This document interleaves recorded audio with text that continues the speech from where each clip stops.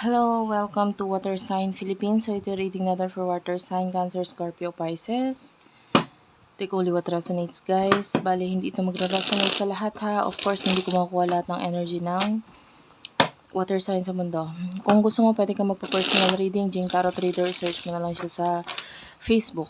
And if you want to avail Evil Eyes, mga pampaswerte, feel free to check na lang yung TikTok shop namin. Unipre. Okay, thank you. Let's start the reading. This is for Water Sign, Cancer, Scorpio, Pisces. Let's start the reading. For Water Sign. Okay. Para sa mga Water Sign. Messages para sa mga Water Sign. Okay. Water Sign. You do over the Ace of Swords. The Seven of Wands is here. Bottom of the deck is the Seven of Cups and Cancer, Scorpio, Pisces. I can see a lot of offer na paparating sa'yo or nandiyan na yung iba or yung paisa-isang offer sa'yo. In the near future, there's another offer, hindi pa natatapos dyan. Or magsisimula na ito, paparating na yung mga new offers para sa'yo. Maybe it has something to do with work. Maybe it has something to do with love. Maybe it has something to do with self-improvement. Maybe a friend will tell you, oh tara, punta tayo sa ganito, punta tayo sa gym, punta tayo sa ganito, ganyan. Maybe someone is going to offer you na tara, punta tayo dito sa school na ito to, gain more knowledge regarding this stuff. Yeah, there's a lot of offers for you. The Seven of Wands. I feel like, yeah, you have the decision. Hindi naman lahat kailangan mong i-accept. Especially with regards to love, with regards to people. Lalo na kung marami kang suitors or ikaw itong maraming manliligaw, maraming malapit sa'yo, hindi naman lahat yun kailangan mo i-accept. Of course, you need to let go of people na feeling mo hindi naman mag-work out or hindi magbibigay ng maayos na commitment for you. Like, you have your choice. And during this time, you just have to trust the process and focus on enhancing yourself, your self-worth. And kailangan i-address mo yung mga bagay na nagkakaroon ka ng doubts or hindi ka sigurado or you feel like hindi ka okay dito. You have to let go of negativity. Maybe if you are currently in a relationship which is hindi na masyado nag-work out para sa'yo, like with the Ace of Swords, marami ka na naiisip na negative about this person or people. You need to be selfish. Kailangan mo maging selfish. You need to let go or cut off these people kasi may mga bagong dadating. Like new offers, new relationship, new people sa buhay mo. Okay. You have a lot of options in the near future. In the near future, wait lang. Person mo pala. Next. Main energy niya, you do have the Page of Wands. The Ten of Cups. Wait lang ha.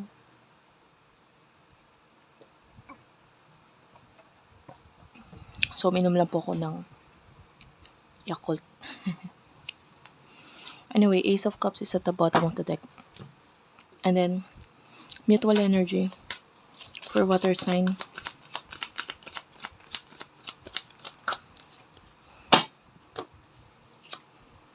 Playfulness, okay.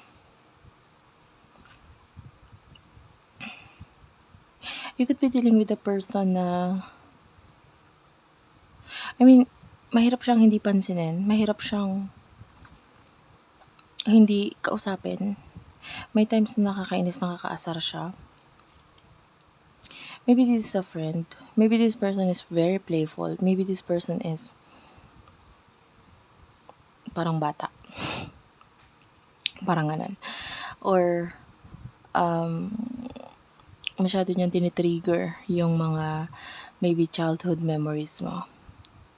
And maybe this person is also beautiful, babae man or lalaki. Like, he or she is so, alam mo yun, parang bata, napaka-inosente.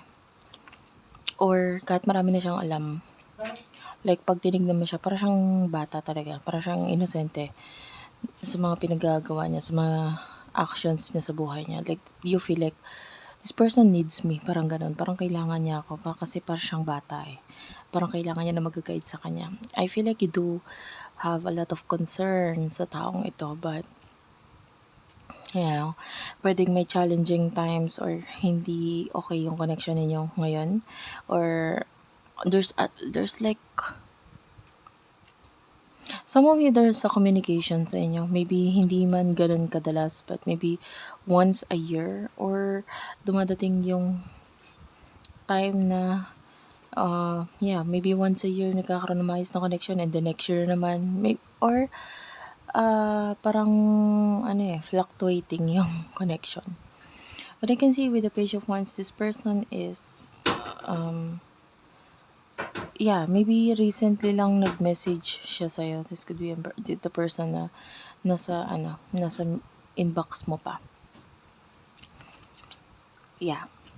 But if you cannot relate to this, okay lang, wag mo pilitin.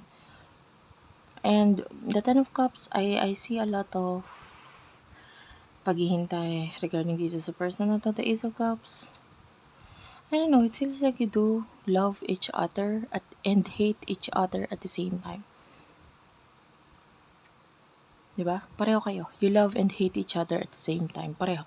Maybe this is a friend who is being honest with you, or nagiging honest siya with regard sa kanyang goals, and ayaw mo yung goals niya. So you hate this person, or you hate that you love this person. May ganun. Love and hate kind of energy. Or hate mo yung pagiging playful niya or pagiging childlike niya. Anyway, emotions sa isa't isa. Six of Cups. Yeah, this is a person in the past. King of Swords is here. Queen of Pentacles. You do have here the Magician. Ace of Wands in the Tower. Bottom of the deck is the Queen of Swords. Okay. Mutual energy. Forgiving and learning. Yan, Gemini, Libra, Aquarius, Taurus, Virgo, Capricorn, Aries, Leo, Sagittarius. Pay attention to the red flags. I'm feeling like there's a lot of chance na dumating sa inyo regarding a renewal of connection, commitment. Nagkakaroon ng opportunity na magkaroon ng attachment sa inyong dalawa. Especially with regards sa material na bagay. And the Six of Cups, I see this as you do love this person.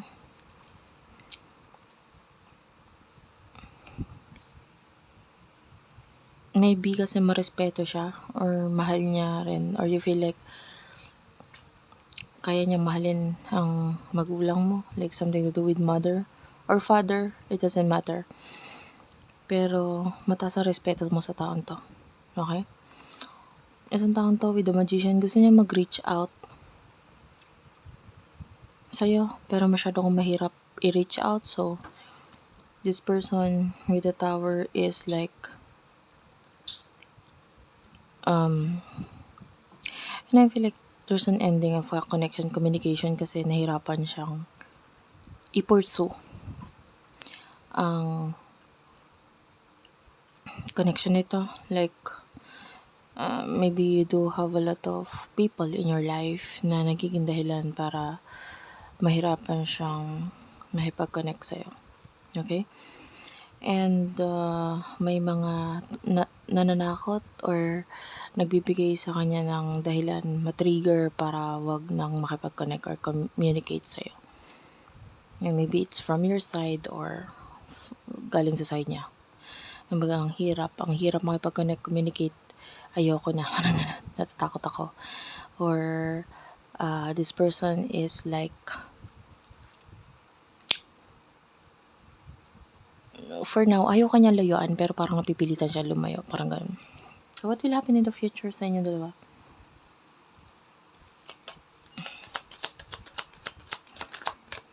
Yeah, I feel like may nagiging dahilan para umiwas siya. And maybe it is coming from you. Like,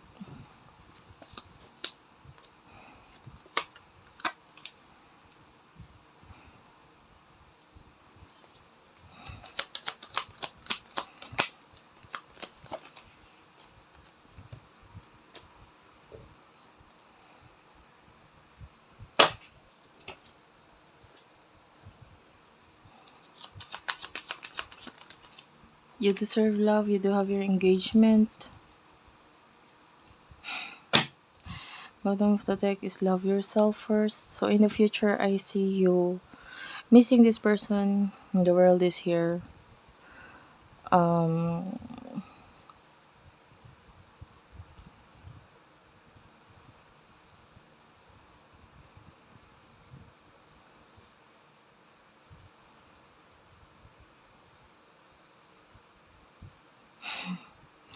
you're dealing with a funny person. Like, he or she might be a very cute person.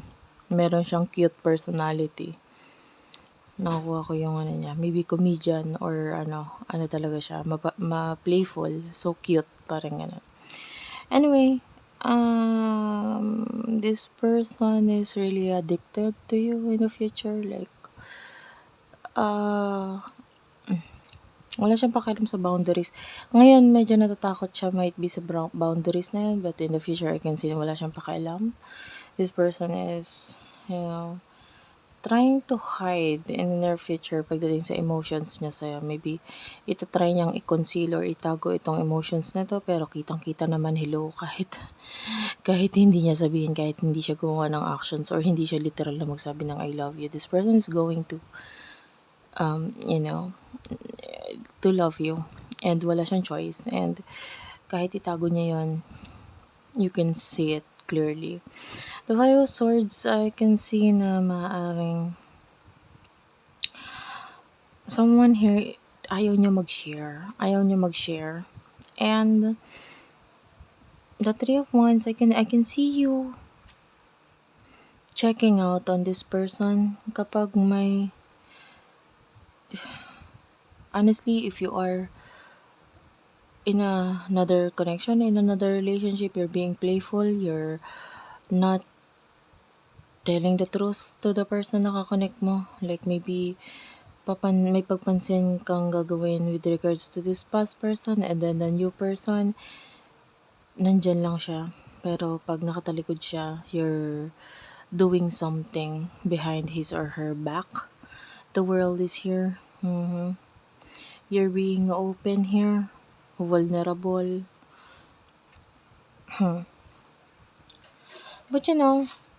But you do have to love yourself first. So, love yourself. Kung ano yung tingin mong mas gusto mo, mas makakapagpasaya sa'yo. This is the thing na wag mong iwasan. Like, you have to face this. Retreat. And if you need to disconnect to the world, if you need to,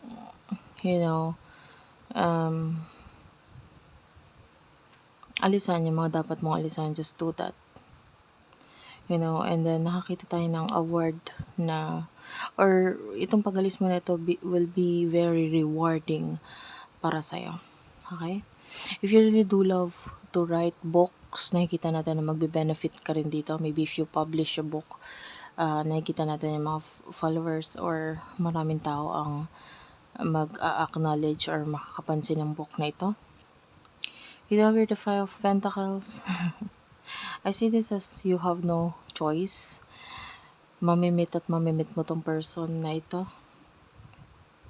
There's a lot of changes in the future sa inyong dalawa. The Sun is here. I can see you being happy in the future. Hindi mo siya kayang iwasan. Okay? And I feel like yung iba sa inyo, may ginagawang pag-i-spy dito sa person na to. Yeah, kunwari pa, no? Kunwari hindi pinapansin, kunwari wala lang, pero deep inside may pag-i-spy na ginagawa.